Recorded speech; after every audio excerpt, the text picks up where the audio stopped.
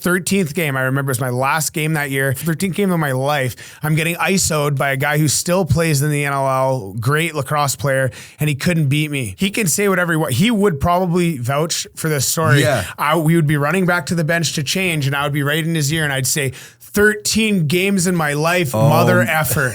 That's what I'd be saying to him the whole way back to the bench, and this guy was getting frustrated. Draft came around, the WLA draft, and I got drafted 11th overall, and that was the beginning of my lacrosse career.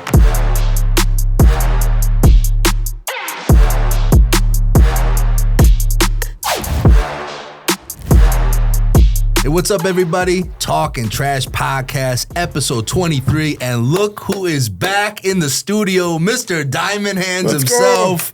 How you doing, big dog? Good. Sean McMorrow, episode number 23. Number 23, the sheriff, our boy, Sean McMorrow. That's the perfect guy to honor with this episode's number. 100%. Hey, guys, before we start, like, subscribe, leave comments, YouTube, Apple Podcasts, Spotify, all that stuff. Again, Talking Trash, sponsored by BioSteel, clean, healthy hydration. And it's the perfect time to mention this because you are back in the studio, Ames. You know, ever since we got BioSteel, they've been such a huge supporter of us. I've always been a cherry lime guy. I've been promoting cherry lime. I've been telling everyone cherry lime is the wave. And I finally gave in yesterday, and we'll explain why. Blue Raz is definitely the BioSteel, the pre-made drinks, the cartons, bro. Blue Raz. So I got to give you credit. The Blue Raz, I know you put me onto that. The best BioSteel flavor, in my opinion. And I know you agree with that, obviously. It's the move. Blue Raz is definitely the move. And guys, we're also new sponsor. We're going to be talking about them a lot going forward. The Republic 310, local Fort Wayne company, okay? Your go-to destination, high-quality hemp products, organic and water-soluble options. Man, it's so crazy right now. Like, so many of these products that are tailor-made for athletes now. You know what I mean? Yeah. The concentration, the sleep, all that stuff. So definitely check out the Republic 310. And so good to have you back, bro. It feels like it was lonely for a little while. You know, we started on this journey here, and here you are, man. How's it feel to be back home? It's good. Yeah, it's fun. Good to see everyone. And, we obviously were at the rink yesterday and stuff like that. So, it's good. I was hanging my gear up in the dressing room yesterday, and it was just, I don't know who was in my stall, but they're not in my stall anymore because my gear's hanging up in there now. It was fun, man. It was nice to be in the rink and good to be in the boxing gym again. And yeah. Well, listen, we should talk about why, aside from training and some other things, why you were here. We got to give a huge shout out. We've been shouting them out. They've been with us from day one. Club 93, Ken, Jim, Will, all the boys, man. They as you know, Amesy, after you went to Fort Wayne, okay, late in the year this year at a Hat Tricks game, I was talking with Ken, Club 93, and they were like, we got to get you back on the ice, AJ. It's got to happen one day just to come out. Last year we did a photo shoot with Ames on the ice, blah, blah, blah. And I'm like, yeah, I'll do it. And I shook his hand. And I think you know me by now. When I shake someone's hand, that's the contract, right? So I shook his hand, and man, did he call me out on it? Because almost weekly since I met with the guys, man, almost weekly, hey, you getting ready? We're going to go out on the ice in May. Yeah, sure. And then as the calendar kept going, I'm like, shit, man, we're close. And I wasn't sure if you were going to be in town. You were in town. And, dude, I had to go, big shout out to Wesco Sports Center, man, in Brookfield, the spot you got to go to for hockey equipment in this area. And I remember going to Wesco as a young kid. And I'm walking in there. I was so embarrassed because I've been out of the game so long, bro. I was like, I need everything now. Yeah. You know what I mean? So they took care of me. Big shout out to all the guys, Bobby, Doug, all of them over there at Wesco. I liked your shoulder pads. You like those Winwells. Yeah, I liked your shoulder pads. So yeah, I go in there and it's like I'm trying to hide in the aisles, because I'm like, you know what I mean? I'm embarrassed. I mean, I'm a hockey guy and I haven't been on the ice in 21 years. And I'm in there and I'm in, like I said, I'm in the aisle. I'm being like discreet. I'm hoping nobody comes, but I don't know what the hell I'm looking for anymore. Yeah. I don't even know what size skate I am, anything. So this guy came over and I feel so bad. I forget his name. He was so helpful. And I was like, he's like, hey, you need help? And I'm like, yeah, a little bit. And then it started, bro. It just like, we started with From we actually started buckets down. So top down? Yeah. Okay. So I'm like, what does Diamond Hands wear? And our boy Matt Rempe. So I saw CCM, a little Bauer, a little bit of it. So we put it together, man. Then came the skates, which was the worst part. I ended up picking up some Bauers, and man, these things are not cheap, bro. Yeah, it's expensive out there these days. Yeah. Dude, skates are insane. Like I'm thinking about you because you got 2 boys. You know what I mean? Yeah. You're like Wes, Tyson, man. I got to talk Wes to going goalie, but it's expensive, man. Dude, you don't need to do that. Wes has already got a goalie stick, and I actually had to hide it on him, his goalie sticks. So yeah, man. So like I said, I was like, I can't believe I'm getting back on the ice, and I was nervous, bro. I remember the night before, so we went out yesterday. We're pre-recording today. Obviously, the episode comes out in a few days, but we went out yesterday. It was crazy because you came back. I hadn't seen you in a while, physically. Yeah. I'm nervous, man. I'm going out the next day, and I'm just like, oh man, I don't want to look like an idiot. And it was fun, man. And we got, I picked you up. We went to the rink. We're in the Null dressing room, and dude, I forget how to get changed, bro. I asked you, I'm like, dude, do I put my pants on first? I had my shoulder pads on backwards. Yeah. And dude, you almost went out with your shoulder pads on backwards. See, and I didn't say anything. I mean, you should have let me, man, because I would have. I didn't say anything. I put the shoulder pads, and I'm like, something's off here. But I'm next to you. I'm next to the boys, man, and I'm just like, I can't ask, right? It's that's most of the fun too. Is just even after I was so excited to just get upstairs and take gear down and hang out in the room. It was so nostalgic for me because when the Danbury Ice Arena was built, it was the fall of 2001 when it really went to operation, and I was a sophomore in high school, and I remember we christened the building with this high school preseason jamboree. A bunch of the local towns and cities, we had a big tournament there, and it was just like, dude, as soon as I went in and started getting dressed, dude, I gotta be honest, man, it was kind of like, I don't want to sound like a 2024 guy here, but it was like a little emotional, bro. I was like, man, I haven't been. The last time I got geared up was, it was an away game. I got hurt. I tore my knee up, and that was it. And it was like to get dressed again, and then, but I was nervous, man. I was like, damn. I was forgetting where I was just, and then you were like, yeah, you want me to tape your stick for you? Thank God, because I would have walked out with no tape. I guarantee you, I would have walked out. And I remember you looked at me like, yo, you want me to tape your stick? I was like, yes, man. Yeah. Also, big shout out to this young kid, man. Best damn tape. This kid started. He's got the custom hockey tape. Love this kid. He sent us a huge pack of tape. I know we gave it to some of the boys, man. Yeah. So I know how that's one thing I do remember, how valuable that clear tape is, man. It goes quick. So shout out to the best damn tape out there. And yeah, bro, I mean, how do you feel? Dude, it was so when I walked down, we walked down.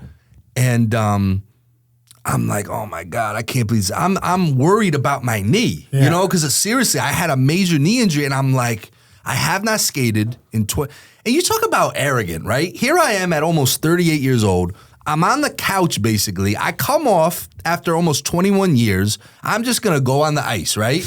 Okay, didn't stretch. I'm in my mind, I'm still 17 years old, right? Yeah. You don't need to stretch. I'm thinking to myself as I'm walking down, and I'm huffing and puffing already. I'm like, man, what an asshole. I'm thinking yeah, I'm still that young kid. Yeah. No stretching, no nothing. Put my stuff on. I'm walking down. I'm next to you, so now my chest is puffed up next to you, and I'm just like, damn, I'm getting up there, man. And as soon as we walked down, my wife Kim, my son Dominic were there, which I wasn't really expecting, awesome. And.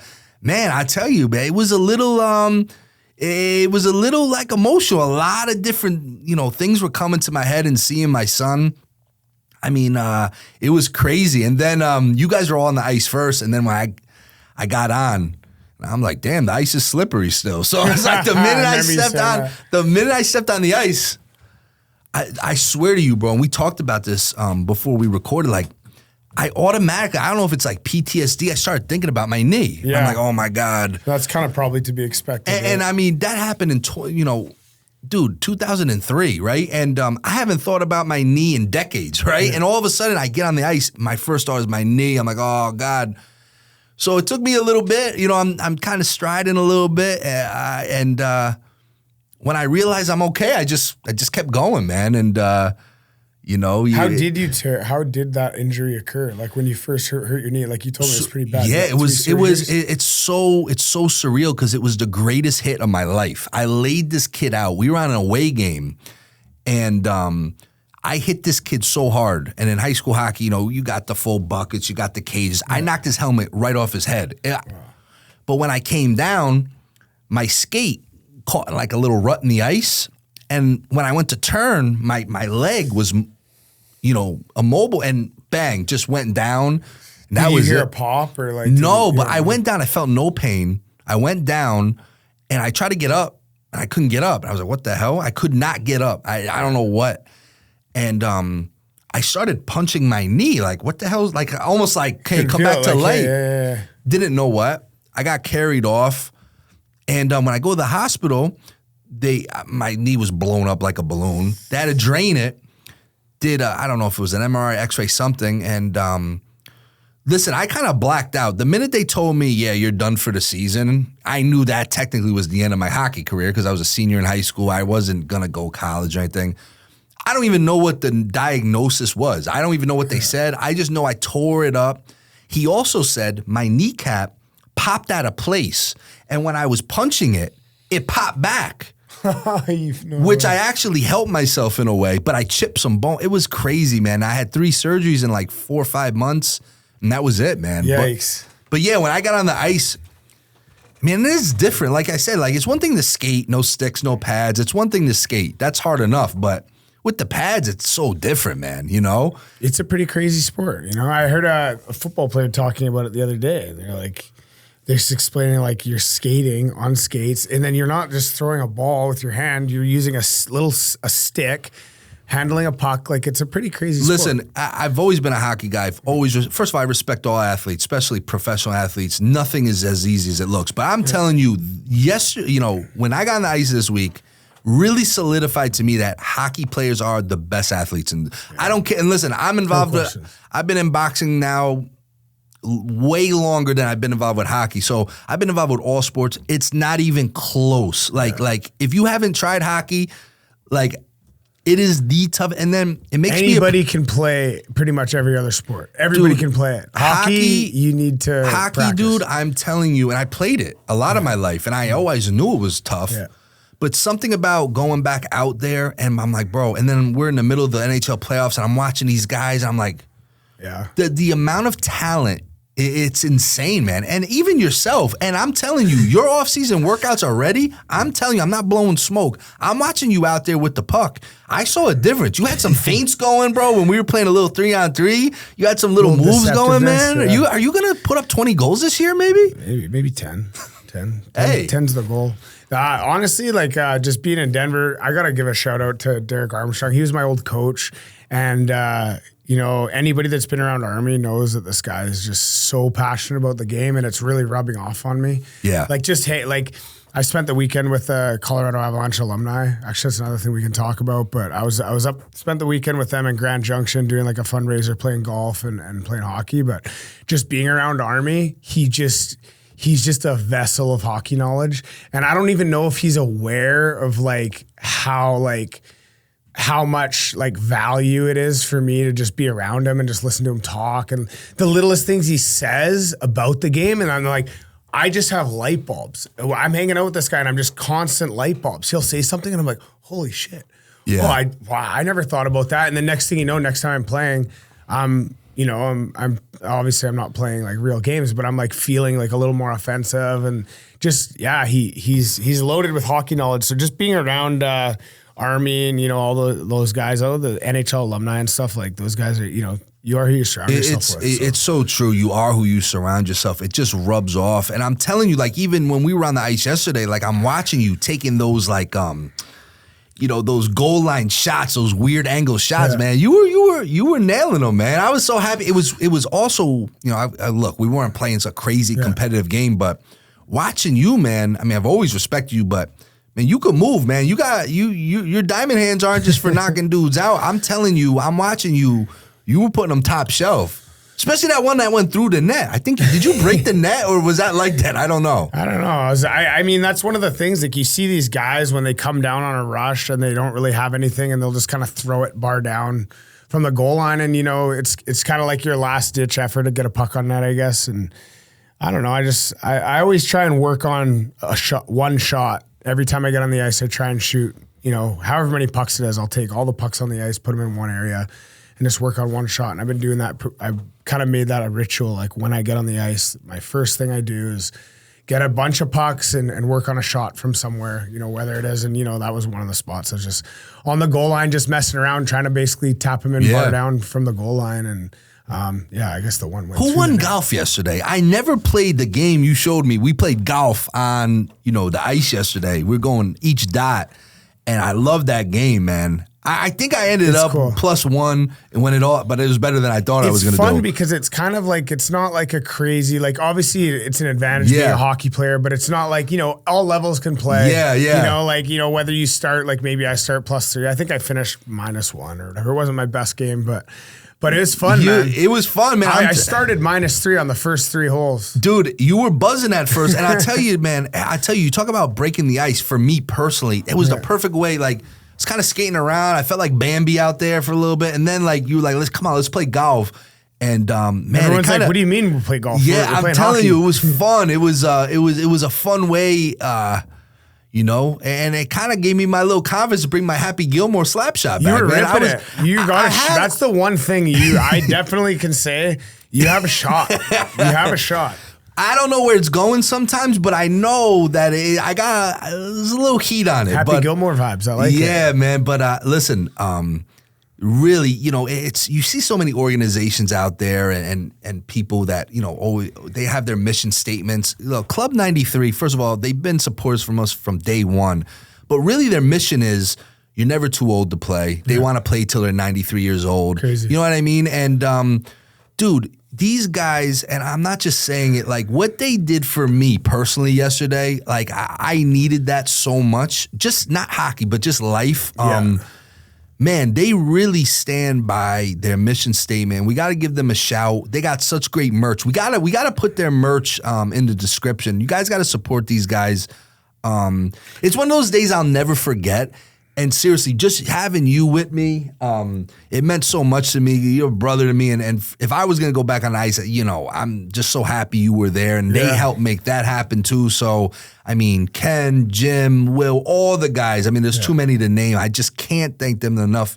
What they did for me personally, because honestly, if I didn't shake their hand and I didn't give them my word, I would have never got it. 100%. You know what I mean? And then as I got closer and it's becoming real, I'm like, well, it is what it is, man. I gotta do. I can't jerk these guys around. So your word's your word. Yeah, that's how you have to be. And man, and they're the same way. And those are great guys. And I tell you, they can play too, man. I give them shout. All those guys. But man, Will's got a boomstick, man. You saw he was ripping them, man. So. Big shout out Club 93. Love you guys. Thank you for all you do for us. I mean, they were just as persistent to getting me up here too. I know. Like getting you on the ice, like, Ames, we need you up here. We need you up here. We need you up here. Yeah. And it was the same thing for me. I'm like, man, like I got a lot going on. I had every reason to not come up here. But I also, at the same time, I wanted to be here. Yeah. And being here for that. And then, getting up here. Perfect timing. I get to go to, the Gonzalez, Kyle Gonzalez and Megan's wedding and stuff. So it ended up working out just amazingly. Yeah. So I'm happy to be here and happy to be a part of that. It was a little fun. And the worst thing that happened of all was that I liked it. Yeah. So now I'm like, God, man, now I got a bag of gear in the back of the car, and I'm like, Caputo runs those. I know. What are those things called? He does. He's got those. It's like a little mini camp. They do like a little camp. They do like a little. I don't know what's gonna happen, man. I don't know, but that'd be perfect. It's like the worst thing. I said to myself, please don't like this again, and please don't have my shot still. Yeah. And they were both there, so you got we'll see what happens, man. Maybe a little mic'd up sticks and pucks one day. Yes, definitely. Well, listen. Well, Dominic was there too. So my son. Just him seeing you in hockey gear, like that'll be something it'll stick with him forever. I'm sure, you don't have a ton of memories when you're that young, but he'll remember seeing you in hockey games. And he'll remember you whipping him around. You picked him up and you were giving him a laugh, and he was like, "Oh, yeah." He was probably a little freaked out there for a the second. wind was hitting him. I think he realized it's cold and it's windy. What's going on here? Yeah, it was fun, man. It's a day I won't forget, man. And it's well, maybe it won't be the last time, but for now, shout out our guys, Club 93. Let's move on to you, obviously. I mean, part of the reason you're here, too, is, obviously you're training like a dog in Colorado. I know while you're here for the next week, you've been training at the gym Champs with Dave, Coach Dave and everything, and you got a fight in July. Yeah. Tell us a little bit about it. I mean, we spoke about it a little bit. I mean, obviously, guys, go back on our YouTube channel. We have a day in the life. We had our first installment, a few weeks ago. Check out Ames getting ready for his fight in July. How did this kind of all come about? I mean, this is a new promotion. We kind of know the guys running it. And I absolutely love what they're doing because combat sports is so vast now. It's like there's so many little niches, and you're in it, man. And we're going to Nashville, July 13th? July 12th. Yeah. So it's so Anthony Taylor, he's obviously like pretty predominant in like crossover boxing. He fights on Misfits. I think he's with Misfits right now, signed with Misfits, and essentially this guy's kind of put his promotion on, and he called me like months ago. We were still playing. I was still in Fort Wayne. And we didn't really know if we were making playoffs yet. Obviously, we were in a tight race. And he was trying to get me to fight on the last card. Obviously, we didn't really know if we were in playoffs yet. It's just tough being on the ice that much to train and stuff like that. So I kind of just, just declined, politely declined. I said, hey, look, I just don't know if I'm going to be playing or not. I can't really commit. I don't even know what the schedule is like that time of year. So I couldn't do it, right? And, a couple guys actually from Rough and Rowdy, Barstool guys, ended up fighting on his promotion or whatever. And basically, it's essentially like a minor league feeder system for Misfits, essentially. Okay, yeah. So, he obviously fights with Misfits. So for me, it's more of like, hey, I'm going to go to this fight. I'm going to show them that I'm an entertainer. I'm going to show them that I can fight. I can box. And, obviously the goal is to try and get Misfits to sign me. Like that's 100% my goal. It's been my goal since the beginning of the year. I've told you all my goals, boxing and everything, all my goals I've had in everything, right? So you kind of know, like, I've had big goals from the beginning. This is a big step for me, kind of to get noticed in that scene. And man, I'm excited. It's going to be fun. I don't even know who I'm fighting. He sent me who I'm fighting. I think I sent it to you, but I mean, at this point, it doesn't really matter. Yeah, so. Real fighters, man, it doesn't truly matter, man. It's a great platform. I mean, listen, everything that you do, it's just like it all, that's why I tell people, it's great to have one thing, concentrate on it, but you have to be diverse in your portfolio, we'll call it. And you really are doing it, man. And I know you, listen, it's, a lot of people don't know, man. It's a lot of sacrifice for you, for this. And I know you got a lot of great sponsors that are helping you out with this. Who's some of the guys and the companies helping you with this fight? Sagebrush Physiotherapy is like, one of the first, if they were one of the first steps to step up. Obviously, Summit City Bullets has always been, the best. Been with me. Tony. Club 93, no brainer, right? So, I mean, like I said, I told you when I first called you and told you I was taking this fight, like, hey, this is gonna. It's kind of like a sacrifice because it's it's not like it's paying the bills. It's essentially it's costing money, but it's I know the opportunity is going to be there. I'm so glad you said that, and I because me being involved with boxing so long, so many people get the wrong idea about boxing. Right? There's something about being on TV or a stream where people think you're automatically making like. Yeah. 6 figures, you know what I mean? Yeah. People have no clue the sacrifice combat sport athletes make just to get the opportunity.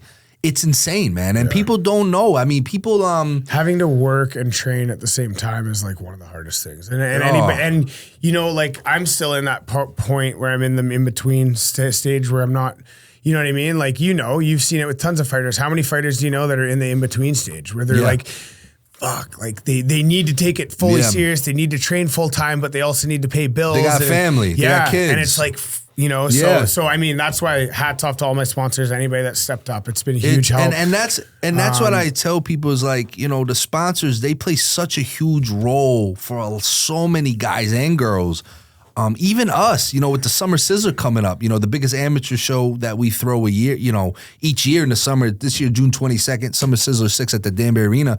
But without the sponsors, man, it's not possible. No, so, 100%. when we shout these sponsors out, it's not because we feel obligated because, they're helping us in some capacity. It's because we want you guys to support who's supporting us. Because without that, it's just not going to happen. You know what I mean? And, man, it's going to be a wild night, July 12th. I cannot wait to... Yeah. So it's called the Creator Fight League. So essentially what their idea is, obviously the feeder system kind of essentially for misfits. But yeah, what their idea is to kind of get people that have platforms that are in the crossover boxing scene that, they call it crossover boxing. Essentially, it's people that are, weren't full-time boxers and kind of just starting to make the switch. So that's kind of where I'm at too, where obviously I play hockey in the winters. Yeah. And then, I have a few months to be able to fight. There's such a market for that. You know what I mean? All the boxing purists hate this stuff, but the reality is the way the world is, it's what brings eyeballs to the sport. Yeah, you know what I mean? Whether people like it or not. And guys such as yourself, people in this Creator Fight League, I mean, they're drawing eyeballs. You know what I mean? And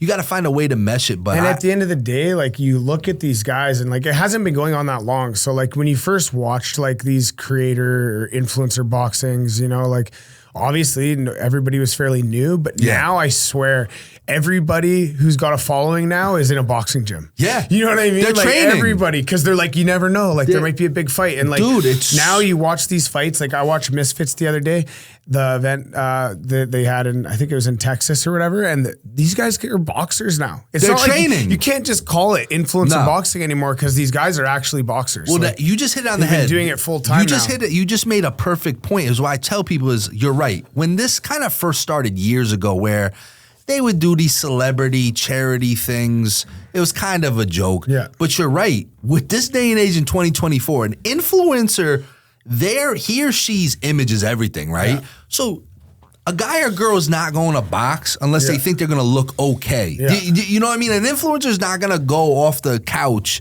and just try to fight now because it'll jeopardize everything else they got going on. Yeah. In the old days, someone will do it just to do it. Sometimes it's a down on their luck celebrity and they're just whatever. Yeah. It's crazy, man. Yeah, it's getting big. And like I said, like you see these people that have been kind of at it, Anthony Taylor's kind of one of them. Yeah. Like, he's a little different. I think he was a MMA guy or whatever. But I mean, you see some of these guys, Salt Poppy is one of the guys that I've kind of started following recently. And these guys have just kind of got into the boxing scene through this influencer scene. Yeah. And now they're looking like boxers. Like you watch the fights, I'm like, all right, these guys are probably hanging in a pro fight. They're not, I mean, like you watch the pro boxing, just like any pro sport, there's a huge gap from the bottom to the top. So that, from the bottom fights to the top. But you see these guys, man, like some of these fighters are good. Paige Van Zandt fought one of these influencers the other day in Misfits. And she got dropped.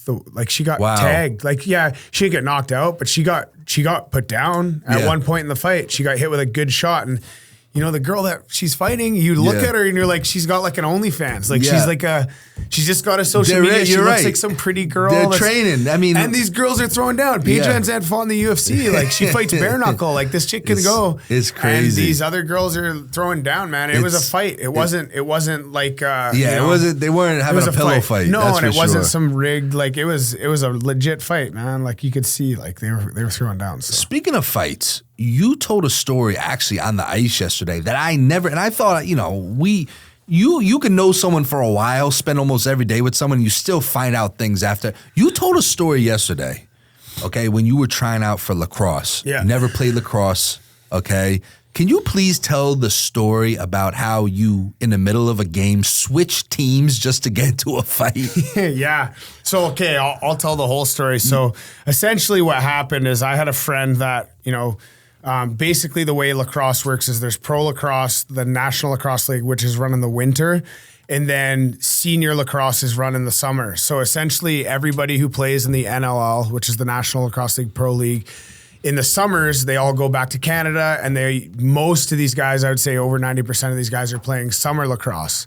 So essentially what happens is, whether some of these guys are junior, they may have got drafted to play pro, but they're still young enough and they're still eligible to play junior for summer ball. So One of my buddies got hurt in a national lacrosse league in a fight in the NLL. It was his rookie season. He was a fighter. He's a tough guy. He's from my hometown, Travis Irving.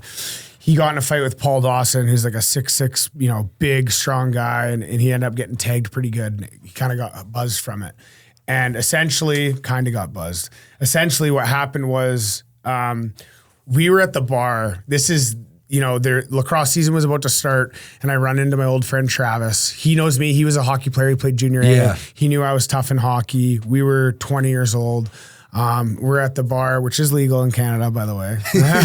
We're at the bar, and he's like, "Hey, Ames," he's like, "You want to play lacrosse this summer?" And I'm like thinking like, yeah, I'm having a beer. Yeah, I'm down. Like, I'll play lacrosse, right? Whatever, like an idiot. And like, you never played before? Never played. Okay. Never played lacrosse in my life. My best friend, Trevin, played my whole life, and he always tried to convince me to play, but I was always playing baseball and hockey, and it was always a thing, like hockey and lacrosse. So I was like, no, I'm a hockey player. Like, it was just like a thing, right? So I never played lacrosse, probably should have. And so my buddy says, we need like some toughness. Like, I think my coach would probably sign you. Like, you should come play. And I'm like, yeah, okay. And like, you wake up in the morning after a conversation like this, you don't even think anything of it. Yeah. You forget about it. You're like, oh yeah, it was just some bar conversation, right? And essentially, he basically told me, he said, yeah, just if the coach calls you, just tell him you used to play. I'm like, yeah, no problem. This is such an Amesbury story. I love this already. So a couple days later, my phone rings, and it's Daniel Perreault, lacrosse legend. He was the coach of the New Westminster Salmon Bellies. This is if you're in the box lacrosse world, you know who New West Salmon Bellies are. They're, everybody knows who they are. That's the world, the whole world of lacrosse knows New Westminster Salmon Bellies. This is their junior A team calling me. The coach calls me, hey, it's Daniel Perreault here. Is this Mr. Amesbury? Yeah, it's Amesbury. Hey, how's it going? He's like, oh, yeah, I got your number from Travis. It sounds like you got some of the, traits and abilities that we're looking for this year. Obviously, you've seen what happened. You heard about Travis and how he got hurt. And he's obviously, we need him to play this year. We don't want to, risk what he has going on in the pros. So we're kind of hoping to bring in some more toughness, someone like Travis that can kind of help take some of the weight off his shoulders. He told me he used to play lacrosse. Like, oh, yeah. When I was a kid, I played the only time I ever held a lacrosse stick was when me and Trevor would be in the front yard slashing each other just for fun. I never played lacrosse in my life. So basically, long story short, I bullshitted the coach, told him that I played as a kid. And he says, okay, well, why don't you come to tryouts? I'm like, all right. Yeah, I'll be there.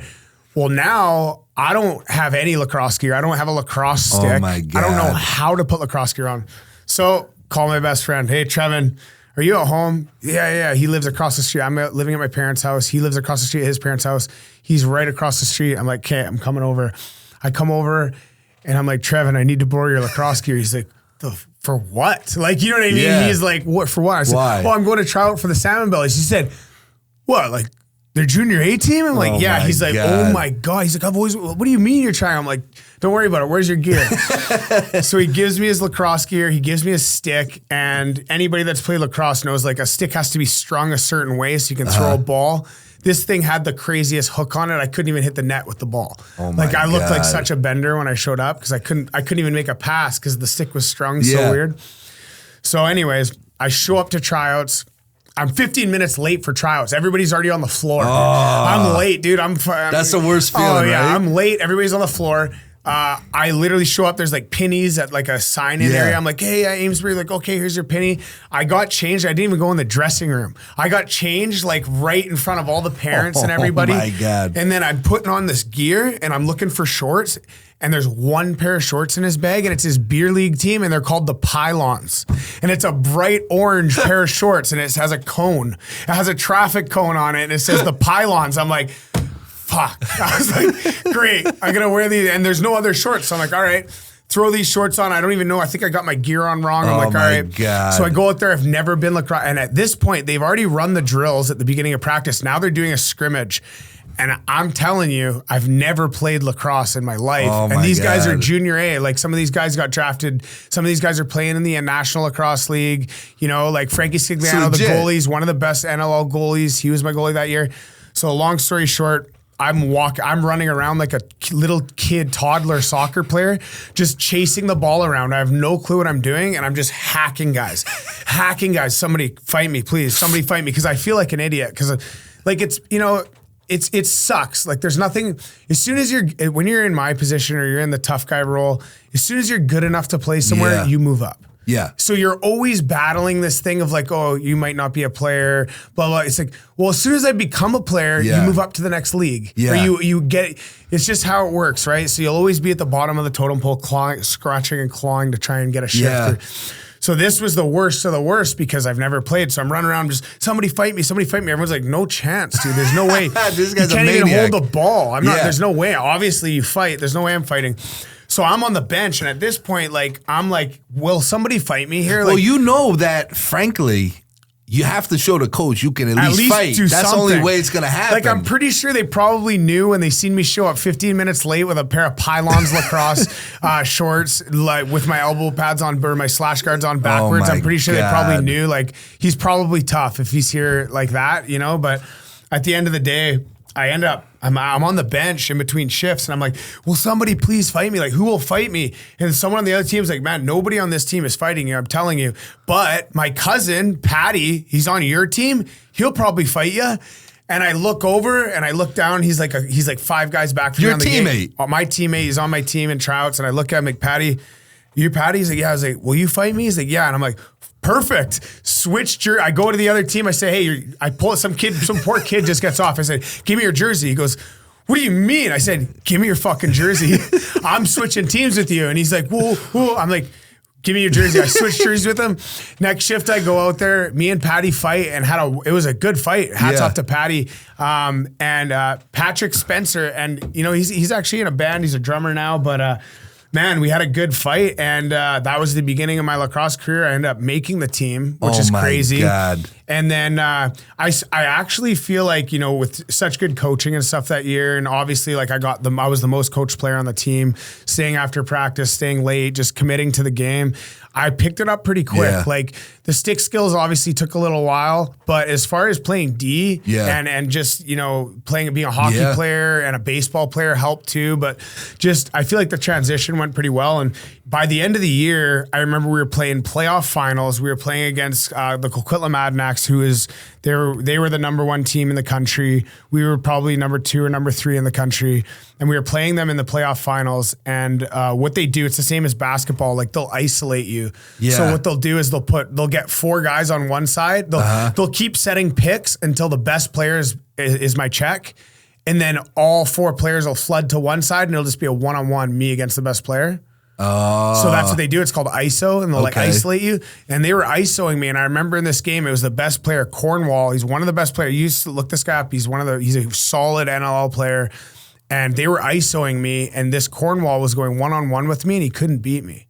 And everybody, I swear, the whole arena couldn't believe this was happening. Yeah. It was the 13th game. I remember it was my last game that year. It was the 13th game of my lacrosse career, 13th game of my life. I'm getting ISO'd by a guy who still plays in the NLL, great lacrosse player, and he couldn't beat me one-on-one. Yeah. And I remember we'd run back for changes, and he can say whatever he wants. He would probably vouch for this story. Yeah. We would be running back to the bench to change, and I would be right in his ear, and I'd say, 13 games in my life, mother effer. That's what I'd be saying to him the whole way back to the bench, and this guy was getting frustrated. Hey. And then the draft came around, the WLA draft, and I got drafted 11th overall, and that was the beginning of my lacrosse career. It's such a diamond hand story, man. It's just a diamond hand story, man. Changing mid-game, changing teams mid-game just so you could get a fight, and it worked. Yeah. But I always say, man, ultimately, long term, will always seems to overcome skill, man. Yes. You know what I mean? Yeah. And speaking of, kind of like circling back to that whole story, and it kind of goes to everything that I do now, is just not taking no for an answer, not being scared to do something, not letting somebody tell you can't do something.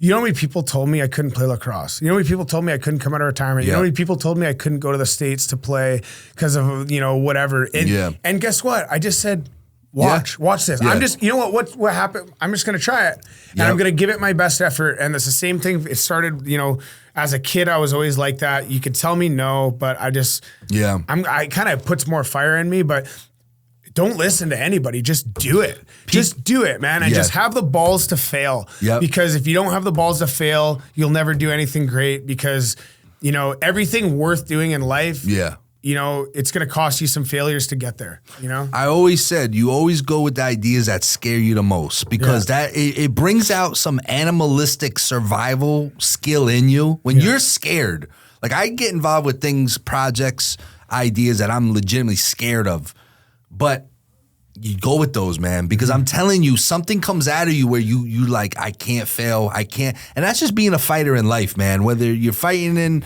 you know, just a life fighter, man, you never take no. Going into lacrosse, man, you were showing me the other day, this young kid, I think where you're from, right? What's his name? Tristan Aub. It's my friend's son. You were showing me some video of this little, I mean, he's a dog. How old is this kid? I was watching him. I think he's probably like 10. Man. I think he's under 10 actually, maybe 8 or 9, but man, he's a little ripper, man. He's sniping, he's laying guys out. He's not like a big kid by any means, I don't think. Even better. Age, but he's laying guys out. He's got the dog in him. He's a little trasher out there. Dude, you were showing me videos, and we're gonna have to put some links up for him, and I might have to review on the Trasher Instagram something with him. Dude, he's a little firecracker. Man, he's like a time traveler. I thought I was watching like a 90s player, man. Shout out to little Tristan, Well, man. the cool thing about lacrosse, too, like, I don't know if it's the same as it was when we were kids, but when you start playing lacrosse, it's full contact from the day you start. There's no like, oh, we're going to start hitting at this age. It's like, oh, you're playing lacrosse. Hitting is a part of lacrosse. So these kids are laying each other out, man. They're 8 years old or whatever, 8 or 9 years old, and they're laying each other out. They're going full tilt. They're slashing, cross-checking. Lacrosse breeds some tough cats, and this kid is definitely a trasher for the lacrosse. Little Tristan, we're gonna have to. I'm assuming he probably has some sort of Instagram. He does now, he's just getting going. We gotta post him up there. Shout out, Big Tristan. Hell yeah. Yeah, man. I was never a lacrosse guy until I met you, and when you started showing me how, especially box lacrosse, I'm like, man, this sport is sick, man. There's some tough boys, and they got some good scraps, man. People send me things to review. People send me lacrosse stuff all the time. There's some tough guys, man. I mean, like in Canada, like lacrosse, when you say lacrosse, you're talking box lacrosse. Yeah. Like even in the States, people say lacrosse. I'm like, that's field lacrosse. That's field lacrosse. Lacrosse is box lacrosse. And I'll stand by that. I don't care. All these lacrosse players can come at me. Lacrosse is played in a hockey rink in a box. Yeah. That's Canadian lacrosse. That's Canada's national sport. Yeah. It is what it is. A lot of people don't know that, but that has and always has been Canada's national sport. I think they just made hockey a part of it. So now it's hockey and lacrosse. Wow. But yeah, man, it's a crazy sport. It breeds tough mofos. Yeah. And like even the skilled guy, the thing is, man, if you're a skilled guy in lacrosse, you're taking a beating. Yeah. So like all those slashes too, man. People don't know. So the rules have changed now, but when I played lacrosse, like my first 5 years as senior, you get one free slash off ball. So meaning if you're my check and the ball's on the other side of the floor, I can whack you once as hard as I can. And then the ref will put his arm out. He's like, hey, that's one. And then you could give him one more. And then after that, you're getting a penalty. Oh my God. So what would happen is these skilled guys would come down on me. And you know I'm always taking my 2 freebies. Yeah. There's no chance I'm letting you get away with these 2 free shots. So you get 2 free good ones and you can pretty much whack them as hard as you can without winding up. So as long as it's like a quick jab, then you can slash them as hard as you want. So I'm giving the guy 2 every time. And so what these skill guys would do is they'd come down and they'd be like, oh, it's Amesbury. They would just put their arm out and give me 2 free shots just to get it over with. Because at least that way they know now they don't have to worry about it. Oh my God. So guys would come down, and this is why I say skilled lacrosse guys are the toughest. Oh my God. The toughest studs in sports, because box lacrosse, if you're a skilled guy in box lacrosse, you have to be tough because you're taking a beating from guys like me. Cross checks, slashes, hard picks. Lacrosse is a crazy sport, but basically guys would come down, put their arm out, give me 2 free whacks, and then they know if he hacks me again without the ball in my stick, the ref's going to call a penalty. And then also back then there was like it's definitely not a rule anymore, but basically if you cut through the middle, like it didn't even matter if you had the ball, you could just lay the guy out. So if someone's cutting through the middle and they were in the inside crease, you could just crush them. Oh my God. And then one year they tried to bring in, it's like a field lacrosse rule is like, if you're within like 3 meters of the ball, you can be hit. So you don't have to be in possession. You just got to be within 3 meters of the ball. They tried doing it one year in lacrosse, in my league that I was playing in, the WLA, and they got rid of this rule so quick. I wasn't even trying to pick the ball up, dude. I would just be, if there was a ball on the ground or on the floor or where, like whatever hardwood or whatever we were playing on, there's no chance I'm picking that up. I would run over the ball. I would run over the ball to crush guys. And so they scrapped that rule pretty quick as far as box lacrosse, but definitely a trasher sport. Box lacrosse, and it's lacrosse is played in a box. Yes. Lacrosse is played in a hockey rink. Field lacrosse is played outdoors. Yeah. So just so everybody knows, field lacrosse is what they play in America. Lacrosse is what we play in Canada.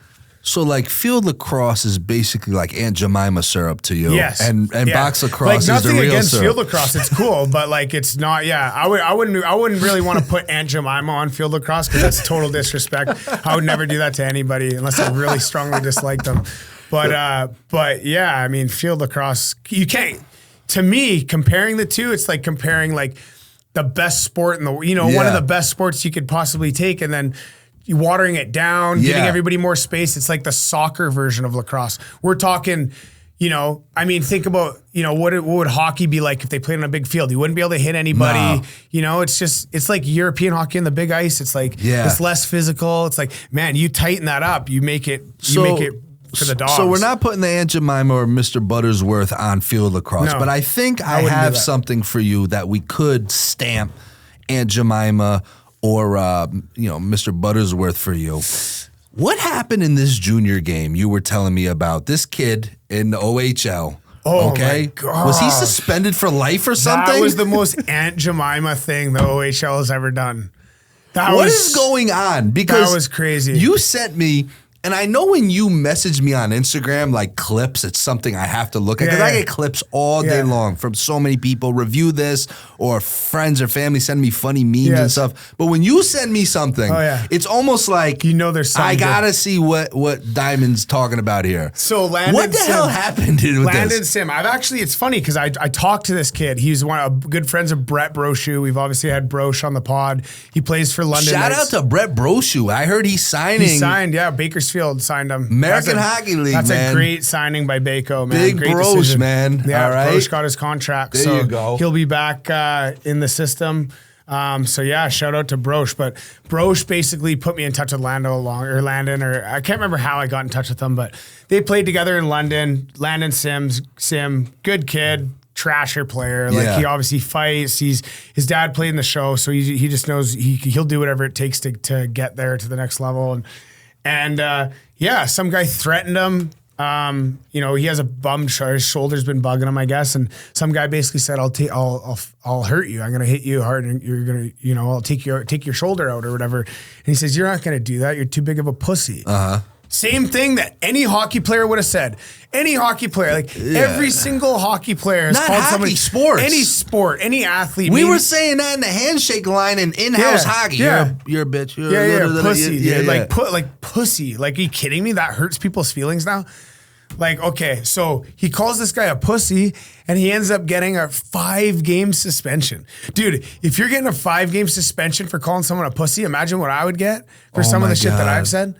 Holy dude. And it's not like you're going. The thing that bothers me about this story is this kid threatened him first. Yes. Yeah, exactly. And it's proven. Yes. And this kid didn't get no suspension. Yeah. Dude, the kid's dad actually, he was like the head ref or something too. So it's kind of a weird thing. It was kind of a bad look.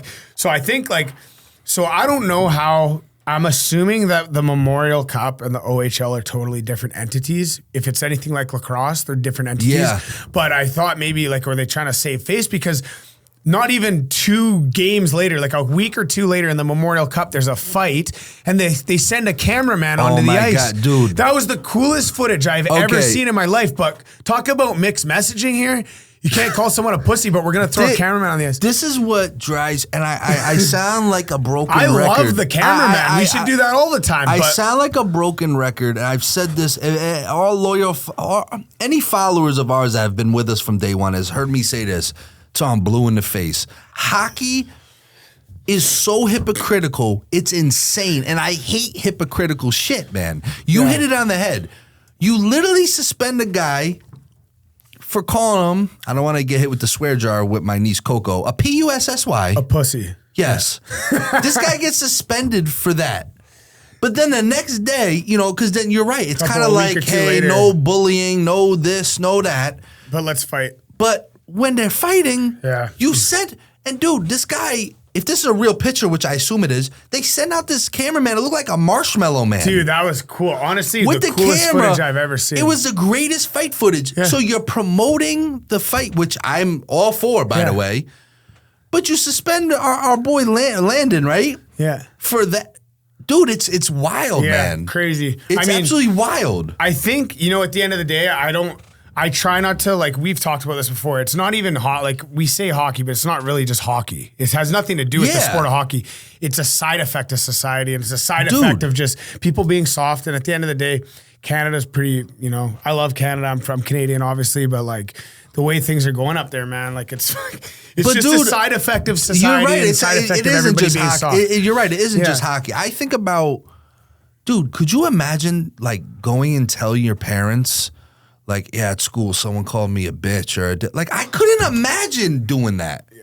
My dad would probably break his foot up my ass if I told him, Dad, Daniel called me a pussy at No wonder he called you a bitch. That's insane. And then you put the sports element into it, and it's even worse. Could you imagine that? I remember when I was a kid coming home, and this kid on my street, this is just so funny, I think about this. I don't know if I should incriminate myself with this story, but allegedly. I was a kid, but allegedly. My dad, I come home and I was whining. I was being a baby. I was basically doing what we were just talking about. Yeah. So-and-so's picking on me. And my dad said, so punch him in the head. Pretty much was just hey, so why are you bringing this problem to me? We're not here to stand up for yourself. The kid's gonna, and hey, at the end of the day, guess what? I end up standing up for myself. That kid ended up being pretty nice to me. It's so crazy, man. But when you showed me, because that went viral, that fight footage and that's what they want, right? That's what they wanted. Send the Marshmallow Man out there with the camera for the fight, which was they genius. Must have known. Yeah, that was a genius move. Shout out to the Memorial Cup. That was fire. Yeah. We need more of that. I thought it was a ref cam until you showed me that. No, yeah, it was really good footage. Man, super cool. Speaking of hockey, obviously we're pre-recording. We are in the thick of the conference finals, Eastern Conference Finals, Western Conference Finals in the NHL. Man, what a playoffs it's been. This has been the first time in a long time I've been watching every game, man. It's been crazy. Yeah, it's been fun. And we did, obviously, before the playoffs started, we had our brackets. We thought who was going to win. My bracket got busted on the Western Conference. I had the Colorado Avalanche going. I think we both had Colorado. And dude, it's we did get crazy. On the East, though, I think. I had the Rangers. It killed me, going through the East. But right now, my East is totally intact. Yeah, is it totally intact? If the Rangers win this series and the Rangers win the Stanley Cup, then I got the whole East. It has been a great. The Rangers will win the Stanley Cup. Take it easy. Yeah. All right. I'm gonna sell you so hard. Wes has a Rangers hat. Did you know that? Wesley has a Rangers hat and it says Wes right on the side. Rangers, man. And we've talked about this. It kills me, man. It kills me because I hate the Rangers. But this Ranger team in 2024 is the exact type of team that I personally would construct. So I feel like this is why I don't have a team. I've never been because it changes. Yeah. I like the I've never been a Rangers fan, but this year they've kind of won my. You know what? Shesterkin and Quick. That's I'm a fan. You've been saying I'm a about goalie that fan. You've been saying that for a while. I'm a goalie fan, but Shesterkin and Quick was what. I'm starting to honestly. Broch turned me into a goalie fan because I'm Broch's number one fan. Yeah, and I did spend some time in the stands. And when I was watching Broch play, I was like, "Man, this is the coolest position in the whole world. This is crazy. What a crazy position." Yeah. We don't even talk about that. That is the craziest position. We said it when we had Broch on. Goalies don't get enough love. And I'm definitely Broch's number one fan. But again, and like I said, it kills me because right now, as of recording, I mean, this is coming out in a few days. Things can change by then. But right now, Florida's up 3-2, and Florida, here we go again, a team that doesn't really is spectacular, but when the playoffs come, they're built for it. They're just built for it. And Matthew Tkachuk is a dog. I mean, they got that Sam Bennett kid who took Marchand Barkov's out. gross. Okay. Barkov is gross. Oh He's my so God. good, The talent is insane. And let me tell you something. I got a lot of heat online. This is the most heat I got in a long time. Now, I have a super soft spot for Edmonton. Yeah. We got friends in Edmonton. Oh, you were hating on Edmonton too. I commented on that. But let me explain I had why. Edmonton's back. He's got an Edmonton logo on his shoulder. That's right. That's right, man. All right. Listen, I have such a soft spot for Edmonton. The first time I ever went to Canada was for that King of the Ring tournament we put together, and it was in Edmonton. Shout out to our boy Nick, Evil Empire. All our people in Edmonton. I love Edmonton. How many times have I told you? Kyle Peacock's a beauty too. Yeah, Kyle. Shout out to Kyle. Yeah. Dude, how many times I've said Edmonton is like my type of city. It's gritty. It's like not too flashy. I love Edmonton, but I call it how it is. Now we're watching. All right, Edmonton. God, I'm losing it, man. They're playing Vancouver, right? Or no? They were playing Vancouver. They were playing Vancouver. Yeah, now they're playing Dallas. They're playing Vancouver. Now, I personally had Vancouver going to the Western Conference Finals as well, I think. But anyway, long story short, they're playing Vancouver, all right, game 3. At the end, and Vancouver ends up winning this game. Got kind of his McDavid gets dummied around. Waxed. Not like, everyone gets a punt. No, he got cracked. Yeah. And I was appalled because I'm saying you cannot. I don't give a shit. Don't tell me discipline and all. Listen. At that point you take the penalty. It doesn't matter. It's the end of the game. Listen. Next game you start out with a line brawl. That is the face of your franchise, as the face of the league, basically. Like if I'm running the show there, that next game's starting with a line brawl. For sure. Have to. And so I put out a video the next day, and it was the most heat I ever got since I put out a video. I said the series was over. Yeah. And I like to take credit. Maybe somehow magically got into Edmonton's locker room and it forced them and proved me wrong. I said, all right, Vancouver is up 2-1, but the series is over. Pack it up, Edmonton. You let your guy get dummied around like that. Dude, Edmonton ends up winning. I get the theory behind it though, because I mean, when I seen that, I was like, "Holy shit!" Like I was pissed. But I play in the ECHL. Is it just an old school thing? Like when I see that, you have to come off the bench. I know, and that's the thing. When I seen that, I was like, "Fuck!" It almost made me sad because I was like, dude, that's McDavid. Like, how you can't let that happen, dude. Yeah, at the end of the day, it's like I don't give a fuck if it's a penalty. At that point, it's you got to make a statement. Listen, in my opinion, I put out this video. Touchy subject for me. I put out this video and I was ragging Edmonton, talking about you guys, man. You let this happen. It's over. I said, and I quote, Vancouver just stole their souls. Yeah, and dude. Almost instantaneously, the heat I was getting from our people in Edmonton, rightfully so. I commented. I said, "This is a crazy take." I think I said something. I'm telling you, I stand by it. Listen, Edmonton, they proved me wrong. Yeah.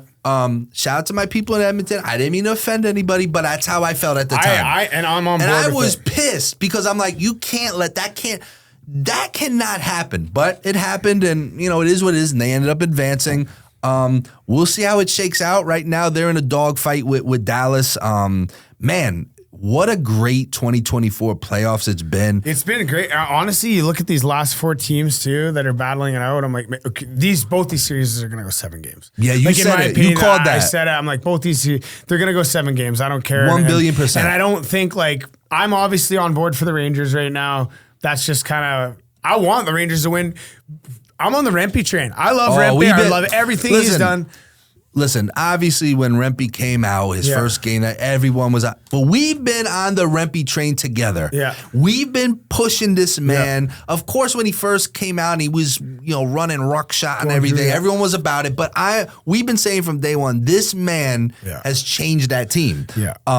Well, they're I think their record, I don't know exactly. It's like 22-2 or something. It's crazy. They've only lost 3 games. He scored the first goal in the playoffs for the Rangers. Mm-hmm. I mean, we love Matt Rempe. And he's a player, man. He can boogie. For as big as he is, he can skate. Oh, my God. And, dude, I was actually, when we were on the ice yesterday, I'm picturing you freight training me if you had to. I'm like, man, That shit hurts. Like, could you imagine you and Rempe, like, when you sandwich a guy in the old days, man. But man, the NHL playoffs has been delivering. Yeah. And you know what?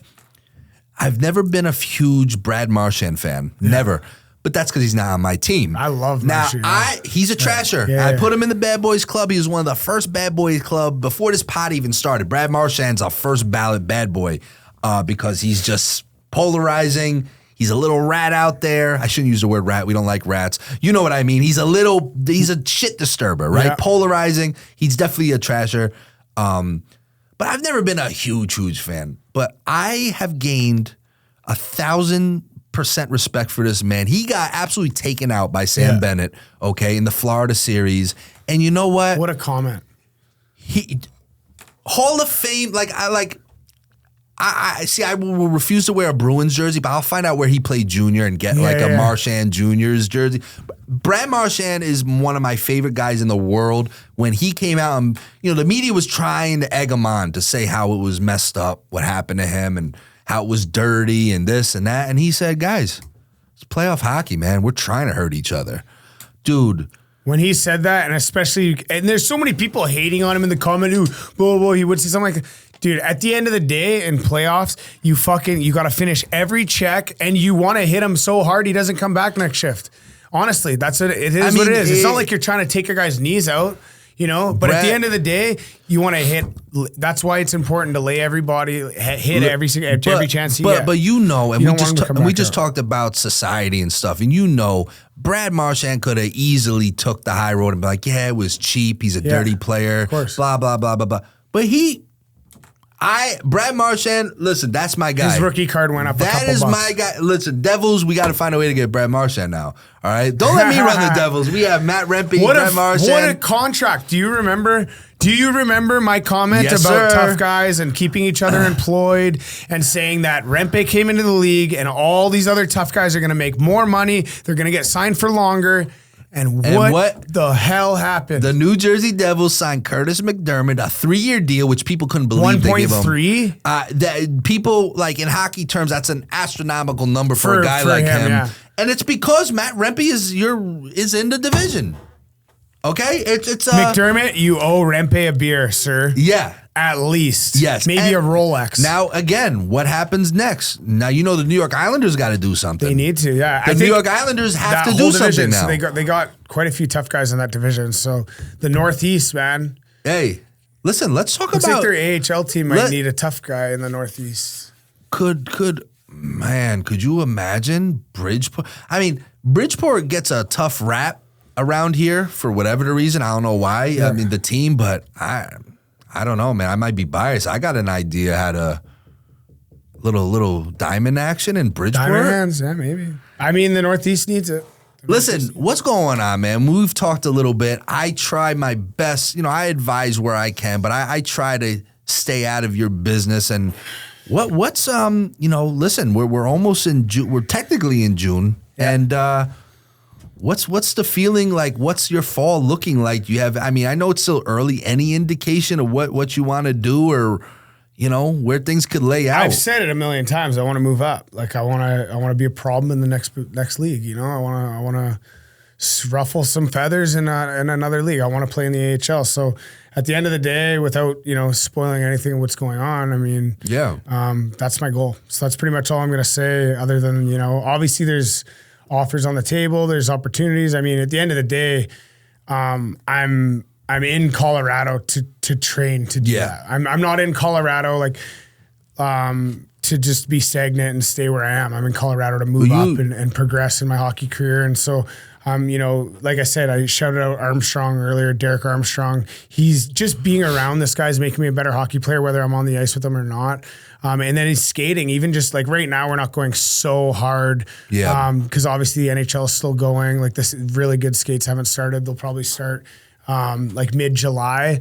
But, obviously off ice and I'm, boxing a lot and stuff right now. But, just skating in our drop-ins that I go to, there's I don't even know how many NHL guys play at this drop-in that I go to. You sent me a picture, I think, or Francesca might have sent a picture with you, and I'm just like looking at this group you're in. Foot, the foots, and there's tons of NHL guys in Denver in the summer. So, you know, I was playing with the Avs alumni last couple weeks ago in Grand Junction, which was a hell of a weekend. So much fun golfing and you know, raising money up there for Grand Junction's like hockey program and stuff like that. And I had a hat trick, which is hilarious.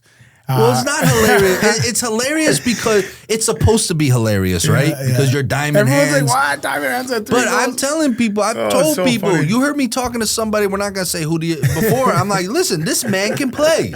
I don't know how many times I got to that's say fun. it. You got to get, I mean, I just know if you're given the opportunity and you're given the ice, I know it, Well, man. listen, the thing is, anybody that knows Army, like we call Army the gunslinger, and anybody that knows Army knows this guy's competitive. Yeah. And it doesn't matter if it's a drop-in, doesn't matter if it's pond hockey tournament. I played in a pond hockey tournament, and he goes, Ames, he says, these guys didn't bring in NHL players to watch us float around. Like, these guys brought in, you know, they want to see guys, pro hockey players. Yeah. He's like, let's play hard. We were pumping teams like 16-3 in a pond hockey tournament. And Army's going, he's like, Ames, stick on the ice, go to the net, I'll hit you from anywhere. He's just making the craziest passes. So that's how Army is. If anybody that's skated with him knows this he's the most passionate guy I've ever met. He was on the Kings, right? Yeah, right, I played right? for the LA Kings. Nice. He's the most passionate guy I've ever met as far as the game of hockey. He's 51. He skates like he's 31. And some of the things you were telling me, you learned, just the mental aspect of it. He definitely, like, you could tell there's people that really like live that life and breathe it and just think about That's it. That's why I'm nonstop. saying being around him is so valuable for me, because he says things, like I said, even off the ice, he'll say something and I don't even know if he knows he's like really dropping crazy knowledge, but it's like a vessel of hockey knowledge and he'll just say something. And like, for me, I got light bulbs going off nonstop when I'm with him. Yeah. And you know, he'll say something. And like I said, he was on my team in this alumni tournament. So we had like, you know, Avalanche alumni, NHL alumni on both teams or whatever. And, you know, I was playing with Army and Army's son, and like his son just finished in the dub. He's going to go into the pro. He went to LA Kings camp last year. Like he's a player. Shout out to Easton. He was 12 years old when I was playing for the Cutthroats. He would come out and skate with us. Wow. So now I'm seeing Easton finishing junior, about to go pro. I might end up playing with this guy or playing against him at some point. Yeah. And so we were playing in it, and it started getting competitive near the end of the game. Like, it started getting competitive. It was like a 1-goal game. It was a charity game, basically. I had 2 goals. I told Army, I said, hey, and I'm just razzing Army at this point because Army's competitive. And at this point, I'm like, hey, Army, just pass me the puck, hey? Like, you know, just like saying shit like the stuff that Army would say to me all the time, I had to say it back to him. And I ended up scoring, it was like 7-7 or something, or 6-6. And I scored with a minute left. I got my hat trick for the game winner. And Army was loving it. He taped up the puck, put a little sticker on the puck, and he said, "Here, Amesy," and he threw me the puck. I look at it, it says first pro goal. I'm like, fuck you, Army. But it was a blast. We had so much fun up there. So shout out to Grand Junction, and shout out to the Avs alumni for bringing me out. And I'm sure there'll be more skates with those guys. I don't want to say too much because we're gonna have him on the pod, obviously. And guys, again, go to whatever platform you watch us, listen to us, YouTube, Apple Podcasts, Spotify. Make sure you subscribe. We have our whole library here. I need you guys to go back a few episodes ago, the first installment of Day in the Life with Diamond Hands, okay? Let's talk about Bo real quick. Yeah. Our boy Bo, who, again, if anybody's a trasher, it's this man Bo. Yes. And I don't want to get too much into him because we're going to have him on, and I haven't even met this guy, and I fell in love with him. Yeah. Can you just like bullet? And again, you'll see him on the first episode of Day in the Life with Ames, and I mean, if that guy can't inspire you, you don't have a soul. And like, that's another thing. Like, you know, obviously being around NHL guys and UFC fighters and this and that in Denver is like huge for me, and just being around these guys. But Bo's a Navy SEAL. You know, he's obviously retired Navy SEAL, but being around him is a huge inspiration too. He's obviously, you know, I'll let, you know, he'll come on the show and tell the whole story, but essentially he stepped on an IED, you know, overseas when he's serving as a SEAL, and, you know, ended up having to do, you know, amputate his legs and whatnot. But this guy is a dog. Like, there's nothing that, like, it's not like, this place isn't wheelchair accessible. Like, you know, Bo can't come. It's not like, Bo doesn't give a fuck. Bo's like, all crawl up. Like, he will find a way. This guy, you go anywhere with Bo, like Bo holds the door for me. And I'm like, and I'm never going to be like, no, Bo, you don't have to hold doors for me, because that's who he is. That's who he wants to be. Like, Bo, there's no, I don't even know how to explain it. Bo's extremely extraordinary. That is a guy that's a trasher. You know, we talk about what the definition of a trasher is. That is Bo. Yeah. And again, his young son is a up and coming goalie, Landon. And again, big shout out to the Parkers platoon, Scott. Francesca, DJ, I mean, what they do, it's really something that should be highlighted. So we're going to obviously be talking a lot about them going forward. Brandon's going to be staying with us too. We're going to help him out a little bit this summer. When he comes down, he's going to stay. We're going to kind of billet him for the summer when he's skating with because he's obviously from Montana, right? Yeah. So he's going to be coming. He's going to be staying with us and stuff, and when he's skating. And shout out to Parker's platoon, man. They do so much cool stuff, and it's huge for me because I'm there. You know how I am. Like, I like doing stuff like that anyway. So it's like, now I'm a part of this tribe over there where I'm able to help with Parker's platoon. I'm obviously skating with NHL guys. I get to go to the Avs alumni events. It's awesome. It's really cool over there, and then not to mention like the fight training. I've been sparring. Yeah, we said it. It's a perfect spot. I mean, we talked about it before you left Fort Wayne. It's for you. I feel like it was the perfect spot, man. The BK training, the bare knuckle training is the. I don't want to spoil any secrets, but. That's the move. Yeah. For me, that training is going to pay off, man. When the when hockey season starts and someone tries to test me, they're going to be running into some problems. Listen, man, it's what a great episode, man. So happy to have you back in studio. Always good to see you in general. But listen, guys, subscribe. Talk some trash with us, man. I mean, send us what you guys are looking for. We got some great stuff coming up with Mr. Diamond Hands here, and we'll catch you next time. See you guys.